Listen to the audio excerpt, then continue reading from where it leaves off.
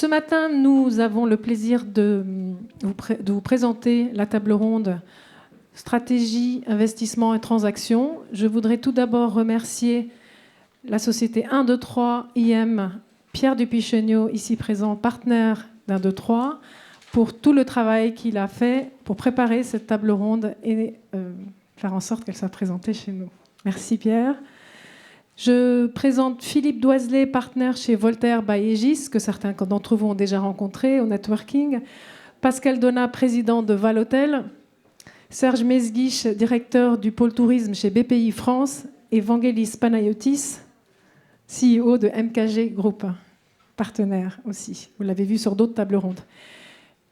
Comme hier, donc, nous allons laisser la parole à nos panélistes. Je vous invite à être actifs et poser des questions après. Et voilà. Bonne écoute, bonne table ronde. Merci. Merci beaucoup.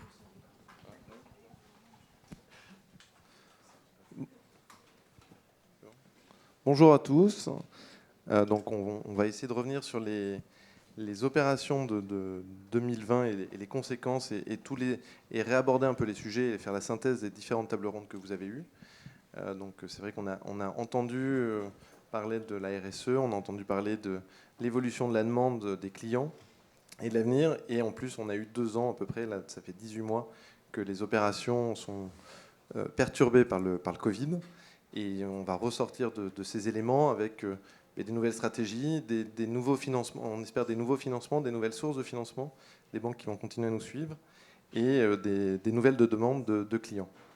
Voilà, donc je vais laisser Vangelis sur l'effet Covid. Alors on a pu le voir hier soir au vu de la consommation de verres d'eau. Et ce matin, les quelques courageux qu'on nageait, qu'on en a tous un petit peu marre du Covid, donc on ne va pas en reparler en long, en large, en travers. Focalisons-nous sur les bonnes nouvelles. L'une des bonnes nouvelles s'est passée il y a 2 semaines. Le taux d'occupation national en France est repassé au-dessus des 50% de taux d'occupation. Est-ce que c'est bien ? Non, ça ne permet pas le financement, mais on aura l'occasion d'en reparler. Mais est-ce que c'est un signe encourageant ? Clairement. Donc c'est plutôt une bonne chose. En plus, il y a des situations qui sont un peu contrastées. Donc on est sur une bonne tendance. Je crois que ce qu'il faut qu'on retienne globalement, avant de passer à des sujets qui sont plus liés à l'investissement, c'est que le sous-jacent est bon. Globalement, c'est quasiment anthropologique. Les gens ont envie de voyager, de se rencontrer, que ce soit pour loisirs, pour affaires. Tout ça est en train de changer complètement. Donc globalement, le nombre de voyageurs, les interactions de voyage, la consommation de biens et services touristiques, je ne suis pas inquiet. Maintenant, c'est à l'intérieur de ce camembert-là, comment va se passer, comment va se répartir la valeur, comment on va financer tout ça, comment on va amorcer les transitions, qu'elles soient écologiques ou en termes de produits. Et voilà. Et puis peut-être une dernière petite chose sur le côté tendance de marché. Je vous invite à réfléchir sur le fait que sur les 20 dernières années, on a eu une croissance du RevPAR par le prix moyen. C'était notre équation dans notre tête, c'était notre logiciel.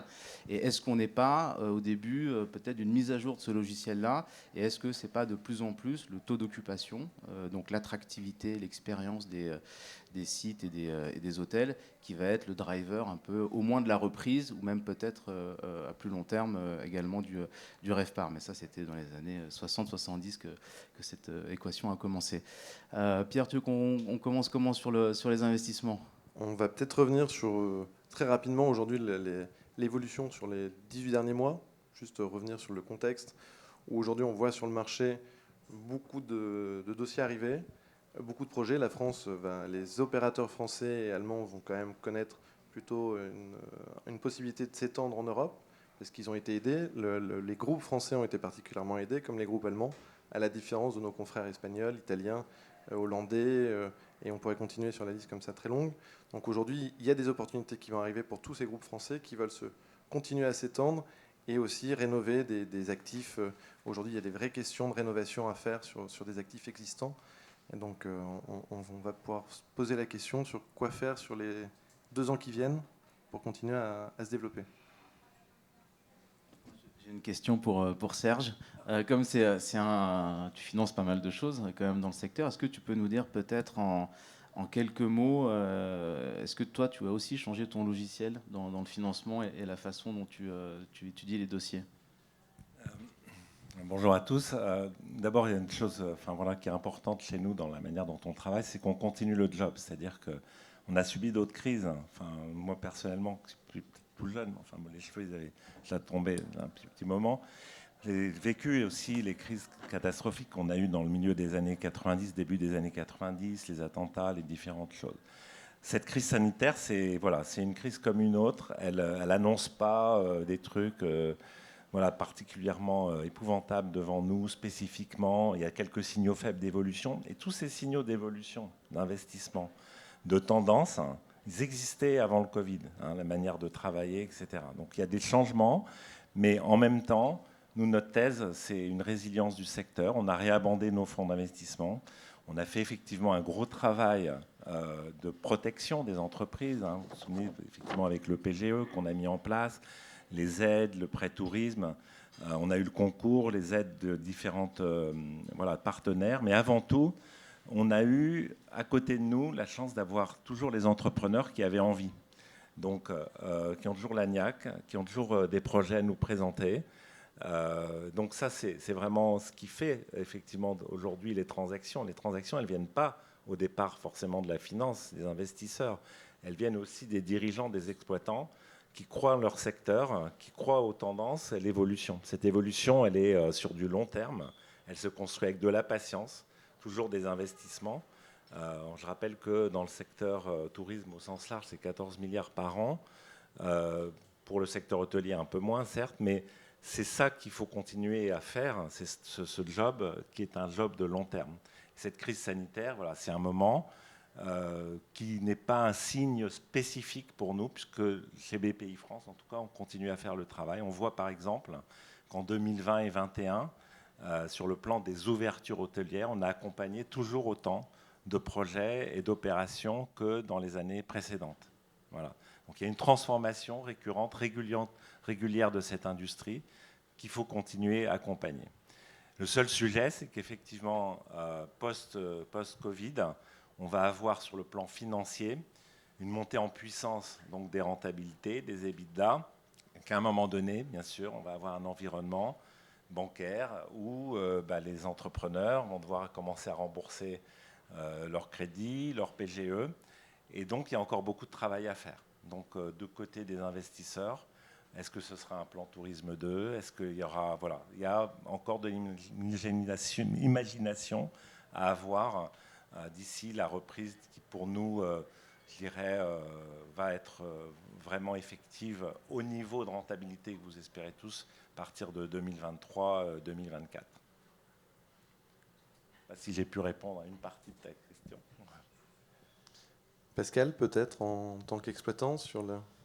Oui, alors je vais rejoindre ce qu'a dit Serge. Il est clair que cette crise que nous avons traversée a été un accélérateur, un révélateur de tendance. Je crois que nous avons la chance de pratiquer un métier magnifique et je définirais mon métier comme, notre métier comme nous sommes des créateurs de lieux de vie.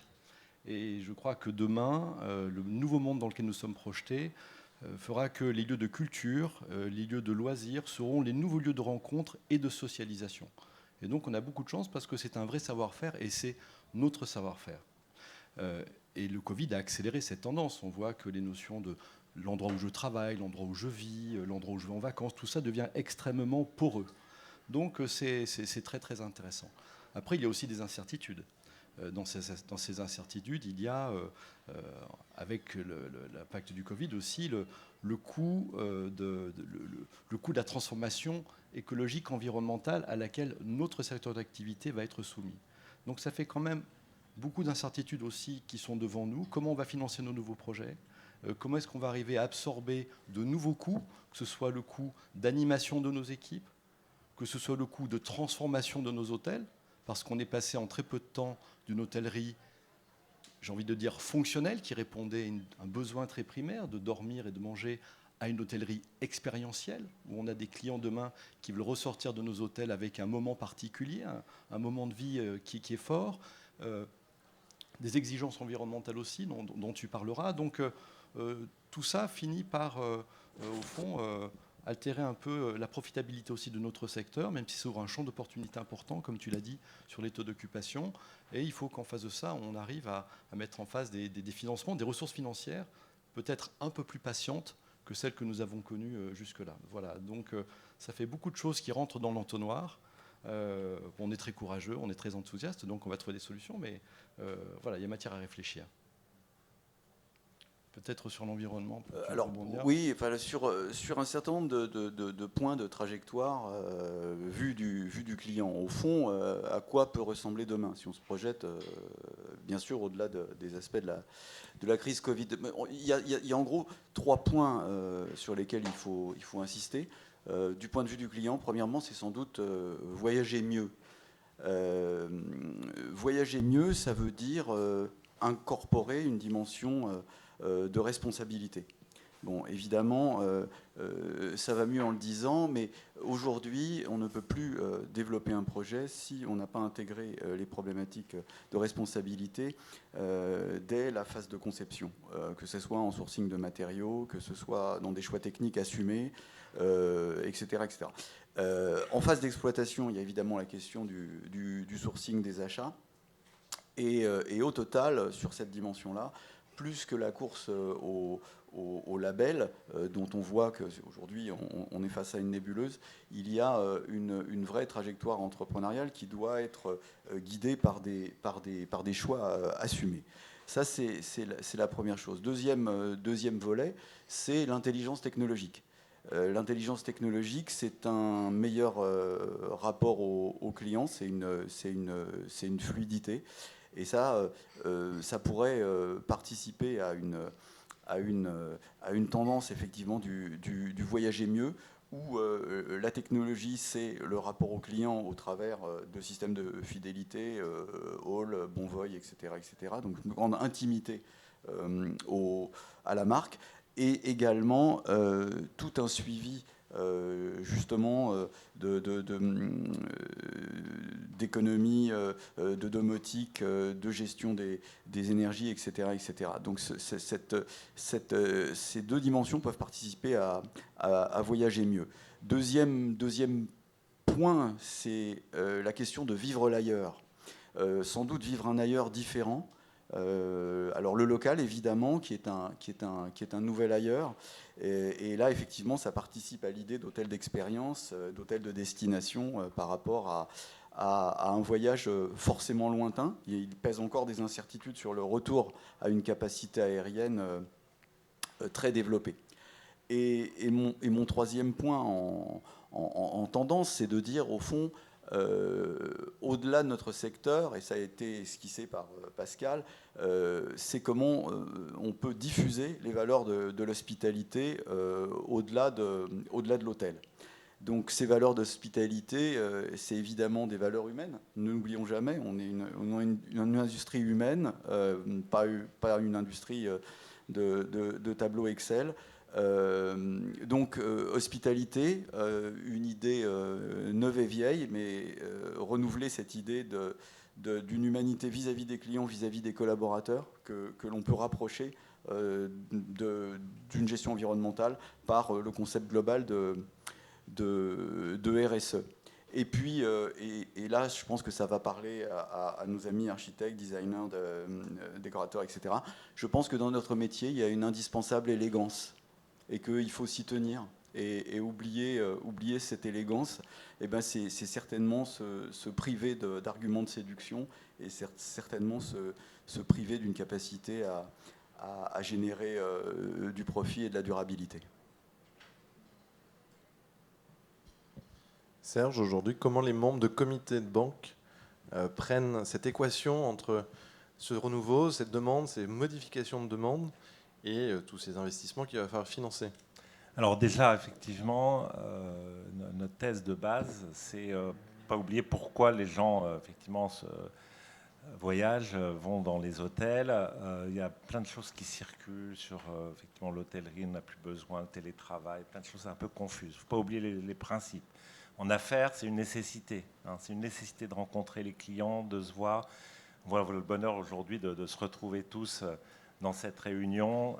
Ça, pendant les 2 ans qui vont venir, mis à part ce sujet, cette petite crainte sanitaire, mais qui va être vite résolue, parce que je pense que toutes les personnes qui sont amenées à se déplacer seront vaccinées, hein, donc, ou sont déjà vaccinées. Donc, Pour tout ce qui est affaires, MICE, moi je pense que la reprise peut revenir assez vite, dès le Q4 2021, parce que bon, il y a aussi une question d'organisation, mais les gens vont avoir à cœur de retrouver tout leur écosystème, leur environnement.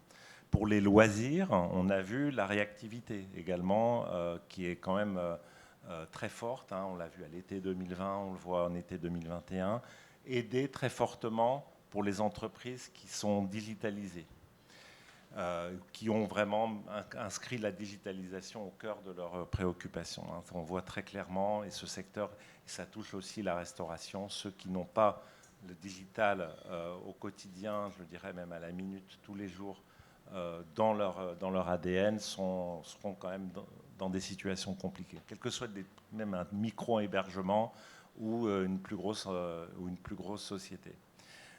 Voilà, donc moi je pense que les choses vont revenir assez progressivement, mais durable, enfin, voilà, avec beaucoup d'optimisme d'une manière générale. Les banques actuellement ont été un petit peu frileuses. Nous, on fait des réunions régulières. On a organisé par exemple il y a 2 mois une réunion où on a réuni tous les grands réseaux, tous les patrons, parce qu'en fait, qui décide ? Tu as quelques décideurs importants dans les grandes banques qui sont souvent les directeurs des engagements. Et dans les directions des engagements, il y a un responsable métier, donc un responsable tourisme. Certains ont appuyé sur le bouton rouge. On a vu ça par exemple en octobre 2020. Voilà, ça a été. Ils ont dit on ferme l'hôtellerie pendant 3 mois. Voilà, on a mon manque de visibilité. Et on se rend compte qu'en fait, les projets continuent à être financés. Donc on a les mutualistes qui restent actifs, les banques régionales qui continuent à financer, d'ailleurs avec des quotités de fonds propres classiques, ne demandent pas 60% de fonds propres. Et nous, on les pousse parce qu'on co-investit à côté d'eux. On a remonté donc des fonds d'investissement où on peut investir, voilà, à côté de fonds qui se créent. Je regarde tout à l'heure une initiative, effectivement, par exemple, M Capital, 1, 2, 3. On est actif, on est présent, parce qu'on a aussi des souscripteurs, qui soient des personnes, des particuliers, ou des investisseurs institutionnels qui ont envie que ce secteur-là continue à perdurer, à être l'excellence française. On l'a vu, ce message-là, il est passé au plus haut niveau chez nous. Jamais l'État ne s'était intéressé, comme il s'est intéressé pendant la période Covid, au tourisme. C'est pour ça qu'aujourd'hui, les entreprises ont été bien protégées. Un exemple, il y a eu le sujet du plan tourisme, bien sûr, PGE, et il y a eu la phase 2 de la fusée qui était extrêmement importante. Ça a été les mesures sur l'absorption partielle des coûts fixes dans l'industrie qui a sauvé, franchement, 30 à 40% des ETI françaises du secteur au premier semestre 2021. Donc on voit qu'il y a une volonté forte. Il y a des opérateurs qui gardent la niaque. Il y a même quelquefois certaines transactions où nous, on est un peu surpris en tant que fonds d'investissement. On nous propose, entre guillemets, des valorisations plus chères qu'avant le Covid, parce qu'on se rend compte qu'il y a des modèles qui tournent et qui continueront à tourner. Donc voilà, les banques, un petit peu de fragilité. Ce qu'il faut leur apporter, c'est très important, c'est une visibilité. Il faut être hyper carré dans vos plans de trésorerie. Il faut leur expliquer que lorsque vous avez une opération, un matelas de sécurité, qu'avec ce matelas, comment ce matelas, on travaille. Et effectivement, quand on investit 15 ou 20 millions dans un projet, il ne faut pas être à 300 000 euros près. Il faut pouvoir montrer qu'on a la sécurité nécessaire pour monter l'opération et apporter la lecture. La lecture, elle se fait aussi avec des prévisions qu'on fait régulièrement, nous, sur le secteur, sur les tendances. Et je pense que quand on rapporte de la visibilité, on rapporte ensuite de la confiance chez les partenaires bancaires ou investisseurs. Pierre, justement, Serge le rappelait à juste titre, on a 8% du PIB qui est notre activité touristique, donc on a besoin d'investissement. Vous, chez 1, 2, 3, comment vous voyez devant vous? Est-ce qu'on a un nouveau cycle? C'est quoi? Est-ce que votre thèse d'investissement a un peu changé? Aujourd'hui, donc, on a nos institutionnels clients chez nous qui sont venus nous voir pour faire un nouveau fonds rebond sur l'hôtellerie pour accompagner justement toute cette reprise, tous ces changements de projet. Donc depuis en 2020, on a appuyé sur le bouton pause le 13 mars sur toutes les opérations qui étaient en cours. Et on vient de redémarrer depuis le début de l'année en se disant sur des projets longs, donc des projets avec des travaux, des grosses rénovations ou des grosses opportunités qui sont présentées sur le début de l'année. Et donc là, on est en train de réappuyer sur l'accélérateur pour profiter, on va dire, de ces 2 ans où il y a quand même des choses, des ajustements de certains groupes qui se mettent en retrait par rapport à l'activité de l'hôtellerie, parce qu'il y a quand même des familles qui sont un peu rentrées, de la diversification, et puis finalement, il y a des arbitrages qui se font depuis le début de l'année, qu'on remarque, et on profite de ces arbitrages pour les acquérir et accompagner nos groupes présents, chez lesquels on est présent depuis plusieurs années. Et donc là, les accompagner aussi en Europe, parce qu'aujourd'hui, c'est la seconde phase. Finalement, on a accompagné des groupes qui étaient des régionaux, qui sont devenus des nationaux, et comme dans le secteur du camping, finalement, qui deviennent aujourd'hui des internationaux. Et le but, c'est de suivre cette croissance et de bénéficier d'effets de taille. Moi, je suis frappé par les pressions qu'ils exercent sur le modèle économique hôtelier quand on regarde ça depuis une dizaine ou une vingtaine d'années. Les coûts de construction sont de plus en plus importants. Ils le seront encore plus demain avec la transition énergétique. Demain, les maires vont nous demander de mettre des panneaux solaires, de construire du bois, etc., etc. Tout ça va coûter beaucoup plus cher. Les coûts de distribution sont plus élevés. Les coûts de franchise sont plus élevés. Les coûts pour animer et recruter nos équipes. Oui, je vois Arnaud Vigne qui tord le nez. Si, j'ai fait le compte, Arnaud, c'est un peu plus cher qu'avant. Le coût pour animer nos équipes, pour recruter, parce que quand même, les équipes, ça devient la matière rare de notre métier. On parle d'expérience client, c'est bien gentil, mais il faut quand même des collaborateurs pour faire vivre cette expérience au client.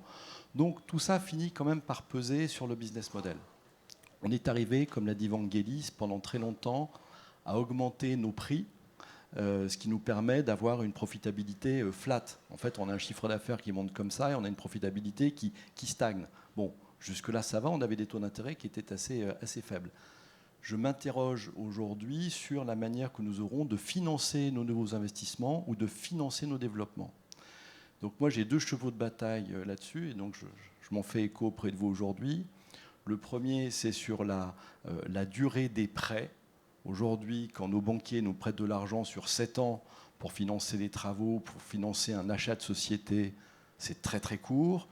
Quand nos banquiers nous prêtent de l'argent sur 15 ans pour acheter des murs ou rénover des murs, je considère que c'est très court aussi.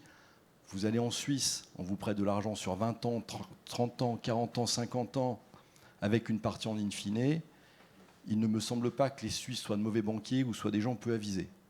Voilà. Alors après, c'est un autre modèle de financement, mais je pense qu'en tout cas pour nous, pour supporter les investissements auxquels nous serons confrontés, a fortiori avec la transition écologique, il faudra qu'à un moment donné, les banquiers fassent évoluer leur culture. Il ne s'agit pas de passer de 15 ans à 50 ans, et je l'entends bien, mais on peut pousser le curseur. Si déjà je pouvais financer mes développements sur 25 ans, je peux vous dire que le stress sur le cash flow, ce n'est pas du tout le même au quotidien.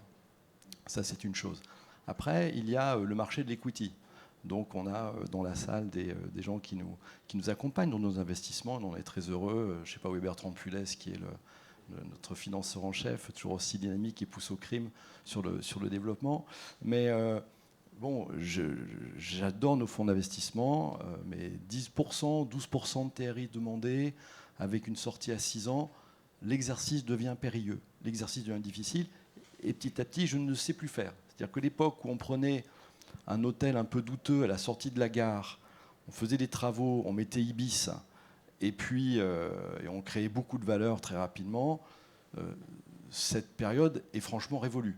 Alors si on a encore, venez me voir, je serais ravi de le faire avec vous, mais moi je ne sais plus faire. Donc je m'interroge beaucoup, on essaie de se montrer ingénieux dans nos montages, surtout d'être bon dans la performance, dans la satisfaction de nos clients pour gagner du TO, comme l'a dit Vangelis, et pas seulement du prix moyen. Donc jusque-là, on s'en sort bien, mais ça va devenir un petit peu compliqué. Donc je suis très attentif à toutes les bonnes idées qui peuvent venir sur ce sujet. Voilà. Oui, mais c'est vrai que c'est une équation qui est très compliquée. Pour juste revenir sur un fait historique qui était qui était en substance le discours de Pascal. Je m'étais amusé à faire une petite étude sur l'historique de Novotel. Entre l'ouverture du premier Novotel de grande taille en 1970 et les années 2000, il s'est passé 30 ans. Les prélèvements obligatoires sur les salaires étaient de 17% en 1970. En 2000, ils étaient de 47%. Donc ça signifie que sur 30 ans, l'hôtellerie a absorbé 1 point de prélèvement obligatoire par an. Ça veut dire, ça démontre la capacité du secteur à innover, à développer des process, à rationaliser, etc. Mais au bout d'un moment, on est sur une limite parce qu'on use les systèmes de production à trop les faire tirer. Alors on peut s'interroger maintenant, qu'est-ce qu'on peut faire demain? Où est-ce qu'on peut gagner à la marge? Alors il y a certainement 2 vecteurs. Il y a un vecteur qui concerne une sortie par le haut, c'est-à-dire des produits plus attractifs, plus désirables pour les clients. C'est un peu le sens de toute l'hôtellerie expérientielle, où on accepte de payer un petit peu plus cher parce qu'on s'y sent mieux. Et puis, c'est toute la question effectivement, de la gestion énergétique, etc., qui, au bout du bout, si on ne fait rien, va coûter de plus en plus cher. Et donc, marginalement, on peut essayer de limiter l'impact. Mais c'est vrai que les marges de manœuvre sont extrêmement ténues. J'en tire 2 conclusions. Pour les nouveaux projets, il faudrait effectivement avoir des équipes de conception extrêmement unies et focus sur des objectifs de production et de systèmes de production extrêmement cohérents. Il ne s'agit pas d'avoir des équipes disparates, mais vraiment une équipe de conception et une gestion de l'équipe de conception absolument irréprochable. Et puis aussi, et ça c'est peut-être un petit peu moins rose, on va avoir des hôtels qui sont des passoires thermiques, qui sont sur des marchés qui sont un peu obsolètes et qui vont subir une obsolescence inéluctable. Donc faut voir aussi que l'inventaire d'offres va être mouvant. Et qu'on n'est pas dans un jeu à somme nulle. Mais on voit aussi, au final, qu'il y a une complexification des paramètres de l'équation hôtelière. Alors, je rebondis en tant qu'investisseur mais c'est normal, Pascal, il est là pour nous titiller, et je pense que c'est bien. Mais moi, ce que je veux avant tout, c'est qu'il y ait toujours des fonds d'investissement pour financer ce beau secteur, déjà. Parce que on voit très bien que quand on regarde des équations financières, direction financière BPI ou d'autres grands groupes, ce n'est pas le secteur forcément sur lequel il y a les meilleurs taux de TRI. Malheureusement, on voit des secteurs aujourd'hui où les multiples dans des opérations, des fonds d'investissement, LBO, de la santé ou autres secteurs, où on fait des multiples, ce n'est pas du 10%, c'est des multiples à 2, à 3, et on a des fonds d'investissement qui vont plutôt vers des classes d'actifs qui aujourd'hui pensent qu'elles vont leur apporter mieux. Donc moi, ce que je veux, c'est qu'il y ait toujours ces fonds qui soient présents, qui font un super job. On est 5 ou 6, s'il y en a d'autres, c'est bien. On a besoin de tous ces investisseurs aussi patrimoniaux, quelquefois qui ont vendu leur entreprise, qu'on appelle un peu les family office, s'intéressent à ce secteur, qui ont une vision long terme. Donc toutes ces personnes, on en a absolument besoin. Donc déjà qu'ils soient là pour nous financer, que ces fonds puissent être réabondés. Après, l'expérience montre qu'effectivement, on peut chercher ce type de rentabilité, mais c'est normal, parce que si on va chercher des rentabilités qui sont moindres, souvent ça veut dire que les projets sous-jacents sont pas forcément au rendez-vous. Et en final, notre métier, c'est de rendre l'argent à notre actionnaire avec un taux d'intérêt acceptable. Aujourd'hui, nous, par exemple, on a la chance d'avoir la Caisse des dépôts, la BEI comme nouveaux souscripteurs, les régions dans des dossiers plus petits. Donc on leur a promis, pas la lune, mais on leur a promis qu'au moins on leur rendrait leur argent avec un petit bénéfice. Et sur les banques, ce que je voudrais aussi, c'est qu'elles soient déjà toujours présentes, à accompagner les investisseurs, avec des quotités qui ne soient pas 60% de fonds propres, de manière à garder aussi un effet de levier, qu'on puisse aussi faire financer de manière aussi agile toutes ces opérations. On en parlait hier un petit peu de tourisme de demain, par exemple staycation, des beaux endroits en région parisienne où on sait qu'il y a des investissements lourds à faire, Et en même temps, c'est très prometteur en matière de marché, et en même temps, aujourd'hui, on n'est pas habitué à les financer. Il y a eu tout un tapis rouge sur les opérations classiques, Roissy, aéroport, etc. Qui était plutôt facile à financer avec des investisseurs institutionnels qui avaient un appétit pour les très grandes villes, etc. Il va falloir repenser aussi nos modèles, se dire où vont aller les clients demain et où on va mener de l'argent intelligent. Donc ça, c'est important. Donc il faut aussi que, Pascal, qu'il y ait des belles equity stories, comme on dit, d'entreprises, d'entrepreneurs qui ont fait appel à des fonds. Ça s'est bien passé. Du coup, quand ça se passe bien, il y a d'autres fonds qui prennent le relais et on fait des belles histoires. Et aussi, ça, c'est important pour notre métier, que ce soit pour les banques ou pour les fonds. C'est vrai que pour compléter ton propos, les fonds ont augmenté l'offre depuis 10 ans. Finalement, le financement par les fonds propres de groupes régionaux, de familles ou d'acteurs indépendants du tourisme par les fonds d'investissement, c'est quelque chose d'assez récent. L'hôtellerie, quand on raisonne chez Accor, il y a 10 ans, il devait y avoir 10 franchisés qui détenaient plus de 15 hôtels, peut-être. Grosso modo, aujourd'hui, il doit y avoir une trentaine de groupes qui sont... Une vingtaine de groupes qui dépassent plutôt les 20 hôtels maintenant que les 10. Et il y a quand même une part de concentration, il y a une part d'évolution. Tout ça, c'est grâce au fait que les groupes ont évolué sur l'ingénierie financière. Les groupes familiaux se sont ouverts à l'ingénierie financière. Et on a aussi, nous, répondu à cette appétence pour permettre la consolidation. Donc il ne faut pas s'arrêter, il faut continuer. Mais c'est vrai que les banques, il y a 20 ans, on pouvait financer un Formule 1 sur 15 ans, alors qu'on finançait du carton-pâte, finalement, ou du bois. Ce qui brûle très vite. Un budget en bois, ça brûle à peu près en 2 heures. Pour en avoir un qui a brûlé il n'y a pas longtemps. Et à côté de ça, on nous demande des projets, c'est vrai, beaucoup plus RSE, beaucoup plus durables, et sur lesquels, là, c'est plus du tout les mêmes types de construction, c'est plus les mêmes coûts de construction, et finalement, on se finance toujours sur 15 ans, ce qui est quand même assez finalement, on pourrait financer sur 20 ans sans problème, avec de l'in-fine. Et c'est vrai que ça, c'est un travail complémentaire qu'on pourrait faire vis-à-vis des banques. Nous, c'est vrai qu'on va avoir des fonds de dette qui permettent déjà d'aller chercher de l'in-fine, mais il y a un travail des banques classiques encore, et elles auraient plutôt tendance même à réduire les durées ces derniers temps. Si on prend les banques classiques type BNP ou les grandes sociétés générales et hors mutualistes, qui sont plutôt plus souples. Mais c'est vrai que si on avait du 20 ans, ça répondrait quand même beaucoup mieux à ces constructions durables qu'on nous demande, qui coûtent plus cher et sur lesquelles on pourrait mettre plus de dettes. Et donc nos fonds propres coûteraient quand même moins cher à la fin et vous permettraient de faire encore plus de projets. Alors, moi, j'aime trop ce secteur, il faut que je taquine un petit peu Serge. Si vous voulez investir dans des mètres carrés de bureaux en périphérie de ville, allez-y. Mais je pense que l'immobilier serviciel, cet immobilier qui nous fait passer du tourisme à l'hospitality, est assez intéressant.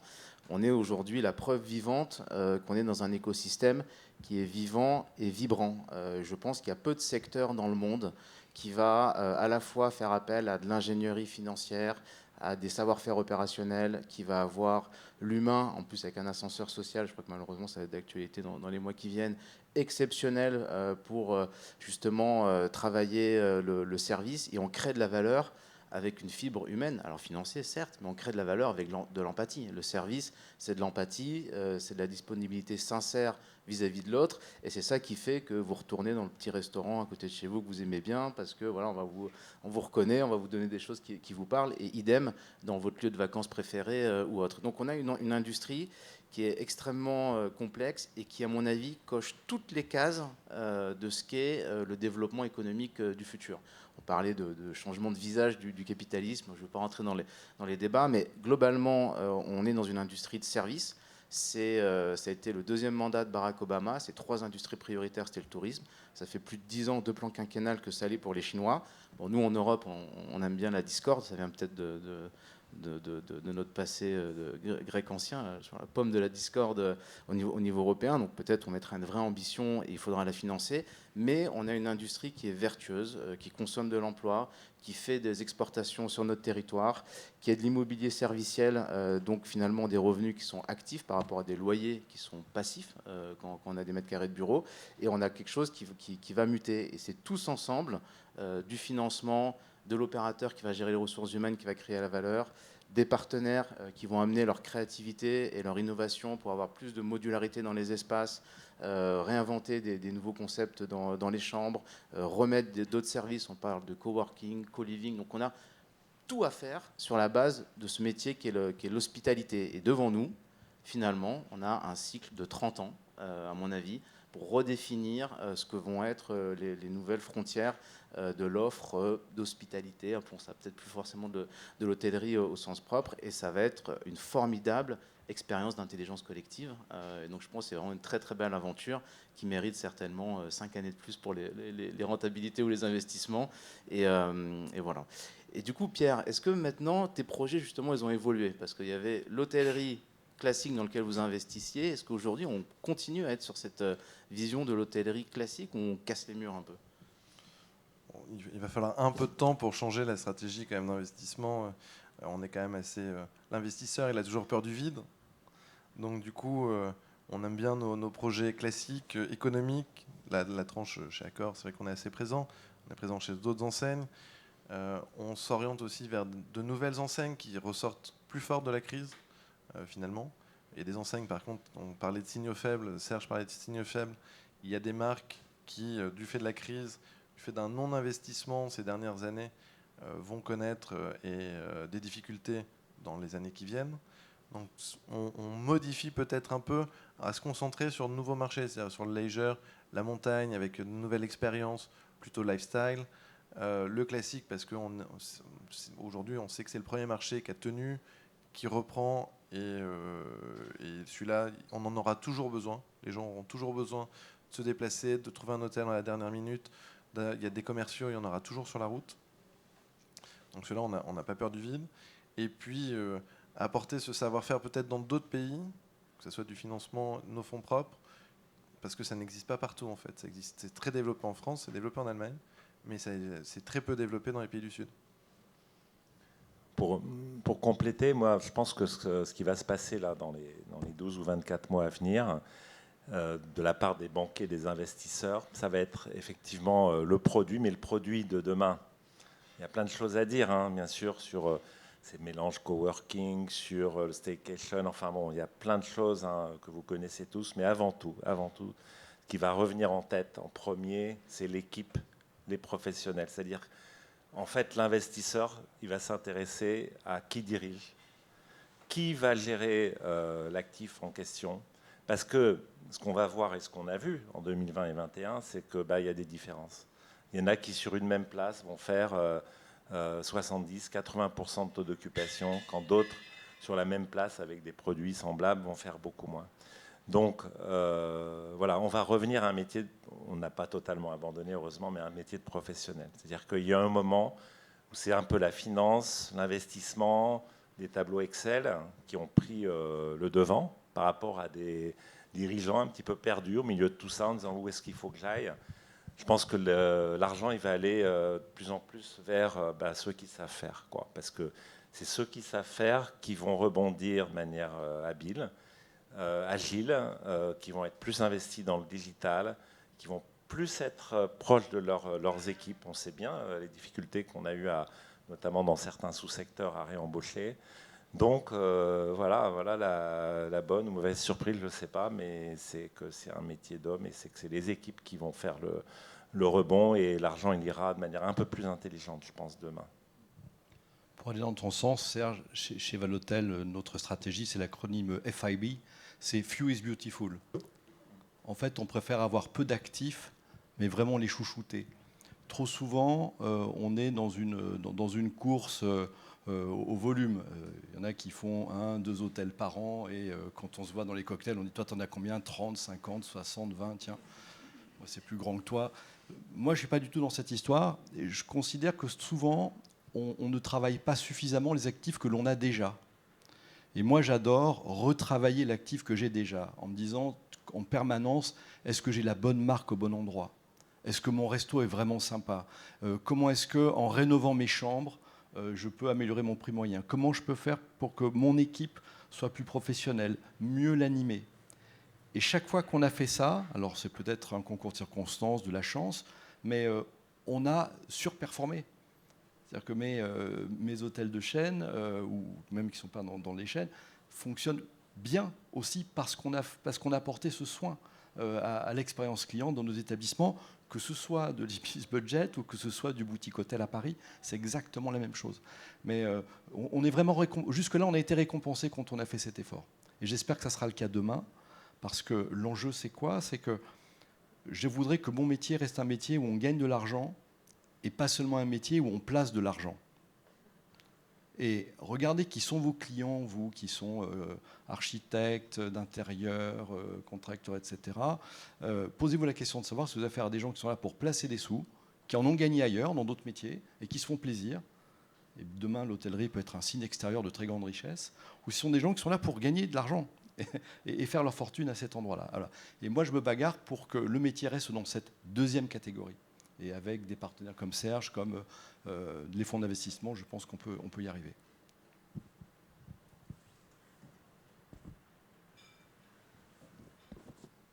Yuna, tu nous dis qu'il y a du temps ou pas du temps pour nous? Ah, bon, okay. On les sent, ouais. Non, mais on va peut-être lancer les questions s'il y a des questions dans.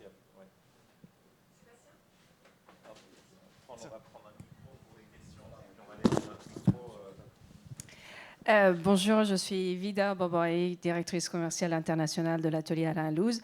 Je vous ai écouté avec un très grand intérêt et je voulais rebondir en fait sur la notion de l'expérience que vous avez évoquée, aussi bien en tant qu'investisseur, exploitant, stratégie, analyse, enfin, service.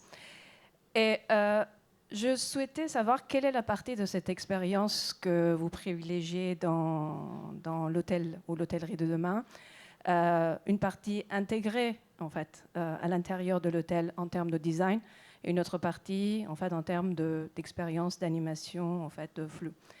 Et deuxième question, c'est que parce que je suis là aussi pour comprendre les besoins en fait de l'hôtellerie. Dans la première catégorie qui est le design et l'expérience intégrée, quels sont vos besoins de l'hôtel du demain? Merci pour la question. Alors, je me lance, mais je vous laisse compléter. D'abord, premièrement, de façon sociétale, les gens veulent plus de frontières entre leurs moments business, loisirs ou autres. En gros, plus personne n'a envie d'aller travailler dans un endroit gris, mal éclairé, autour d'une table très formelle, etc. Et plus personne n'a envie de pas boire de bière à 18h du lundi au vendredi, mais en boire du samedi au dimanche. Il n'y a plus de frontières là-dessus. Donc c'est-à-dire que les espaces doivent permettre de vivre au sein de la même journée différentes expériences. Donc un même client, il n'est pas schizophrène, je vous rassure, mais il a différents moments, et encore pire avec le télétravail, maintenant on fragmente encore plus ses journées, pourtant on va devoir la passer au sein du même espace. Donc modularité, c'est important. Pour les comptes d'exploitation, on va devoir diversifier les sources de revenus dans un modèle qui était orienté avec, je vais prendre des cotes mal taillées, mais 70% du revenu sur l'hébergement. On va devoir avoir quelque chose qui est plus équilibré par rapport à ça. Donc peu importe, hein, c'est pas one fit all, hein, on va pas mettre des coworking dans tous les hôtels, ça n'a pas forcément de sens, parce que celui qui essaie d'expliquer qu'il va coworker à Saint-Tropez, bon, je lui souhaite bon courage, mais c'est pas impossible, hein, mais faut aller le vendre derrière. Donc il va falloir choisir les bons usages par rapport au marché et voir comment on peut les adresser. Et donc on va mixer les sources de revenus des voyageurs, des gens qui n'habitent pas la zone. Eux, ils vont plutôt consommer de l'hébergement et c'est bien, une bonne rentabilité, on va en profiter. Mais aussi tout ce qui va être de la proximité. Et à un moment donné, le bon exemple, tu parlais de Novotel, Philippe, tout à l'heure, si on prend Mama Shelter, c'est pas pour reprendre Mama Shelter à chaque fois à toutes les sauces, mais je pense que ça symbolise assez bien cette hôtellerie lifestyle. En l'espace de 10 ans et avec moins de 10 hôtels, ils ont eu plus de notoriété que Novotel avec 250 hôtels en l'espace de 50 ans. Donc ça veut dire quoi? Ça veut dire qu'il faut qu'on remette du contenu bout à bout. Du contenu pour donner du sens aux collectes, parce qu'on va mettre du vert dans la finance, donc on va demander à ce que les projets au bout de course sont importants. Du contenu, parce que c'est les clients qui vont demander à avoir du contenu, et du contenu pour nos équipes. Tu as un très bel exemple, j'espère que tu nous en parleras, de comment on redonne du sens, parce que si c'est nos collaborateurs qui donnent de l'expérience, qui donnent le service, on ne va pas leur demander, en les payant pas très bien, et en leur donnant pas des bonnes conditions de travail, d'être super motivés pour dire hello, comment vous allez, moi j'ai un super vin qui vient de tel endroit ou autre. Donc il faut qu'on remette du sens et du contenu dans toute la boucle qui crée de la valeur. Et je fais une transition pour Pascal du coup pour qu'il nous raconte son histoire de boulangerie. C'est très hôtellerie ou autre, mais je vais paraître pour un obsessionnel avec mon écosystème. Vous posez une question qui est très importante, qui est celle du contenu concret quand on parle d'expérience client. Pendant très longtemps, on a parlé de lifestyle. C'était le nouvel alpha et l'oméga, et on s'est dit qu'on allait mettre des baskets aux pieds de nos collaborateurs, leur donner un air cool, un t-shirt, pourquoi pas une lunette de soleil, et puis ça fera la blague. Alors ça fait la blague quand on est chez Mama Shelter, mais très souvent ça manque d'authenticité et c'est un peu bidon. L'expérience client, nous on la travaille autour de deux thématiques, qui est celle du F&B et celle du wellness. Ça me paraît très important parce qu'au fond, ce sont deux expériences qui vous touchent, j'ai presque envie de dire, intimement. Quand vous quittez un hôtel, que vous voulez que votre client garde un souvenir vraiment mémorable, il faut qu'il ait été touché émotionnellement. Et rien ne vaut une bonne expérience de F&B ou un soin, une découverte, mais quelque chose de très concret, de très tangible, et qui ne soit pas tiré par les cheveux, que ce ne soit pas fake, qui ait du sens. Parce que quand on se force à faire quelque chose que l'on n'est pas, ça se voit. C'est comme dans une relation humaine.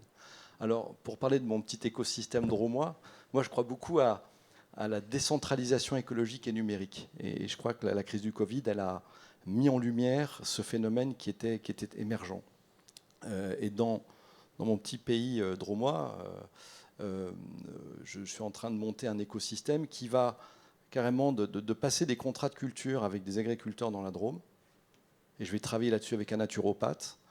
On va créer une ferme urbaine également, enfin un potager urbain. Tout ça va alimenter une cuisine centrale et un labo sur lequel on va travailler avec un grand chef de cuisine, etc., pour sourcer des produits de qualité. Ça va me permettre aussi d'alimenter une boulangerie-pâtisserie assez connue dans mon petit pays qui s'appelle Nivon et qui va fabriquer notre pain avec ses blés. Et tout ça va me permettre d'alimenter 5 hôtels, 4 restaurants, 2 points de boulangerie-pâtisserie. Et au fond, qu'est-ce que ça va m'apporter ? Premièrement, des solutions opérationnelles, parce que je ne trouve plus personne pour travailler dans mes restaurants, enfin en tout cas dans mes cuisines. Je préfère avoir un type qui bosse dans un labo, qui est très compétent pour sourcer le bon produit, faire la bonne recette, et avoir des petites mains qui font de la mise en place en aval. Donc je vais avoir des solutions. Deuxièmement, je vais améliorer mon expérience client, parce que je vais expliquer que le petit déjeuner qu'il est en train de manger, c'est du pain que j'ai fabriqué moi, avec du blé que j'ai sourcé moi, qui sera bon pour votre santé. Et on raconte une très belle histoire au-delà de tout ça. Et puis ma marque employeur Valhotels va s'en trouver renforcée. Et j'ai la faiblesse de penser que les gens qui vont travailler pour nous auront la fierté d'appartenir à un groupe qui s'inscrira dans cette dynamique responsable, vertueuse, et qui va apporter du sens à tout le monde. Et du coup, ce petit écosystème local sera le siège de nos valeurs. Alors, après, la difficulté pour moi, c'est de dire comment je fais pour que mes établissements à Paris, à Montpellier, à Nice, à Toulon bénéficient de cette dynamique-là. C'est un champ de réflexion qui est ouvert, mais je crois vraiment qu'aujourd'hui, tout le monde, on ne peut plus raconter d'histoire aux gens, que ce soit nos collaborateurs, que ce soit nos clients. Il faut qu'on soit sincère et qu'on donne du sens à notre action.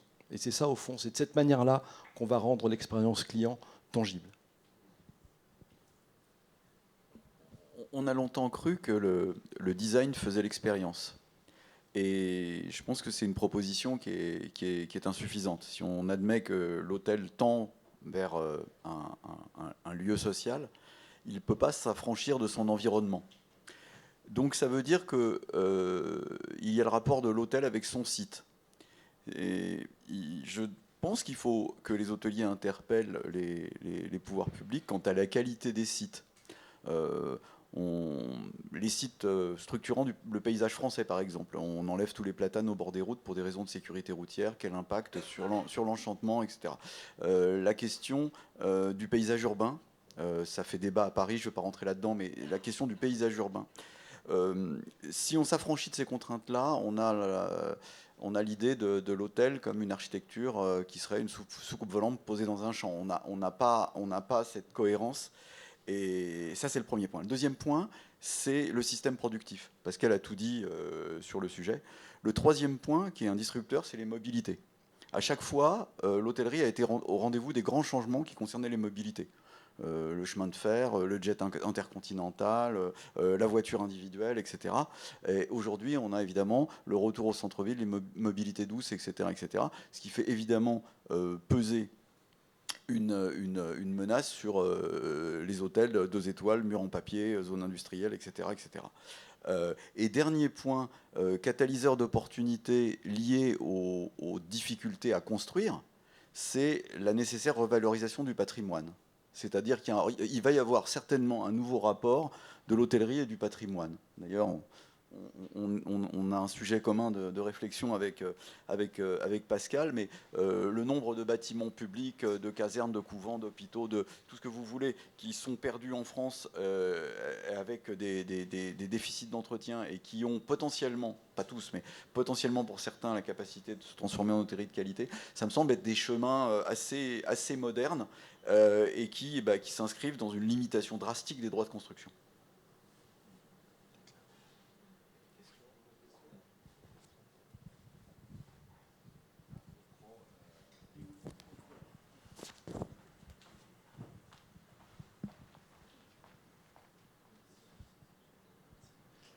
Vous avez pas mal parlé de notions comme le concept architectural, le concept lié à l'interior design, l'expérience client, et également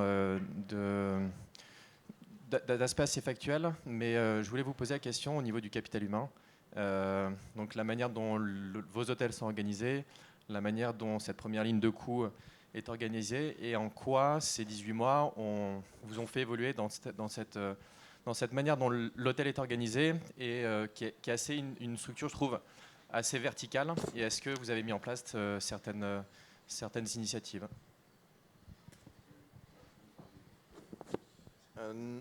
Nos partenaires dans la plupart des groupes aujourd'hui, pour conserver les salariés, on est obligé de toute façon de partager la valeur. Et c'est quelque chose, nous les institutionnels, nous demandent de toute façon par les critères RSE, ESG, de s'impliquer dans la durabilité des équipes. Et donc ça a permis ces 18 mois de se poser, et puis on discutait aussi avec les dirigeants, pour mieux partager et mieux conserver, donc par des plans d'intéressement, la mise en place de critères de suivi, ce qui n'était peut-être pas le cas avant, où finalement, on le voyait, la sous-traitance était dans les femmes de chambre était quand même la priorité. Et aujourd'hui, il y a quand même un vrai retour de recruter et de conserver sa gouvernante, quelques femmes de chambre, et vraiment faire appel à l'externalisation que sur certains points. Donc ça, et aujourd'hui, la première expérience, vous mettez le même hôtel, je prends l'exemple de la résidence de tourisme, sur la résidence de tourisme classique, c'est vraiment l'actif qui a perdu le plus dans la crise, parce qu'on est vraiment en perte de sens. Il n'y a personne dans l'accueil, il n'y a pas de savoir-faire, il n'y a rien. Et l'hôtelier, même un 2 étoiles, qui connaît bien les restaurants où il faut aller, qui vont répondre à la clientèle, qui est intéressé et qui partage finalement les convictions de son groupe, bon, mais il va apporter une autre expérience, même si on est dans un 2 étoiles, il va apporter une autre expérience à son client. Et donc pour le conserver, c'est sûr on ne peut pas conserver qu'avec le SMIC, et SMIC plus 20, c'est quelque chose sur le long terme qui va disparaître. Il est clair que notre métier est confronté à un vrai déficit d'attractivité. On est passé de 60 000 postes non pourvus dans les HCR à 110 000 postes non pourvus en l'espace d'un an. Pourquoi ? Nous, on a fait une enquête anonyme auprès de nos collaborateurs. Donc, on a eu 300 réponses sur smartphone de gens, on ne savait pas qui nous répondaient. Donc, vraiment, les gens ont pu s'exprimer très librement. On les a interrogés sur leur rapport à leur métier, leur rapport à l'entreprise. Sur la partie rapport à l'entreprise, fierté du métier, on a eu de très bons résultats. Ils savent qui on est, ils ont du plaisir à travailler pour nous, ils ont de l'estime pour la boîte et ils aiment leur métier. Donc on a coché ces cases-là. En revanche, l'impact sur leur vie personnelle est de moins en moins supportable. Et le confinement a été vécu comme un révélateur de cette réalité.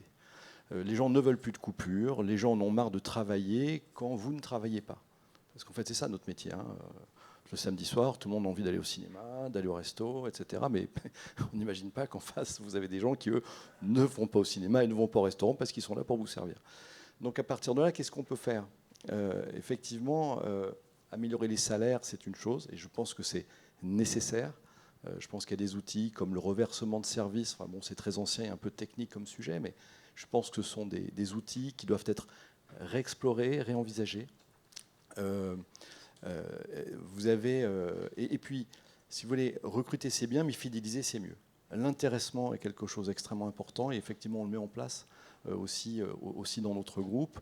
Et il faut qu'on sache aujourd'hui animer nos équipes avec des parcours professionnels personnalisés.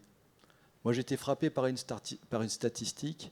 Dans un entretien de recrutement, la question qui consiste à dire « Et vous, comment voulez-vous évoluer dans votre métier ?» Elle arrive en 6e position quand elle est posée.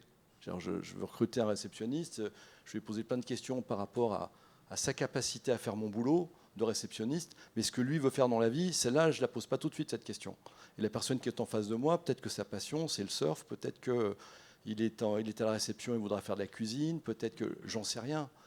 Mais si moi, je n'ai pas la capacité à me mettre dans ses chaussures et à comprendre ce que veut cette personne, elle va me quitter. Et c'est ce qui se passe. Le gars, il est saisonnier pendant 6 mois au ski, puis après, il va faire du surf pendant 6 mois à Hawaï, puis il va revenir, il va être serveur à Paris, et on est déconcerté par rapport à ça. Sans compter le fait que tous les jeunes veulent devenir influenceurs. Je crois que je ne comprends pas, moi, c'est le nouveau truc. Tu veux faire quoi dans la vie, influenceur? Bon, donc, moi, je pensais être en compétition avec la tech. Non, pas du tout. Je suis en compétition avec Instagram et YouTube. Moi. Donc, il faudrait demander à McFly et je ne sais plus comment s'appelle l'autre ce qu'il faut faire. Mais bon, donc, de ce point de vue-là, on doit être très, très inventif, avoir un bon jeu de jambes, parce qu'on va manquer de cette ressource qui est celle que demandent nos clients. C'est drôle. Ils veulent du F&B et pour faire du F&B, il faut des gens. Ils veulent du wellness. Pour faire du wellness, il faut des gens. Et c'est ce dont on manque. Donc, il faut qu'on soit vraiment très bon.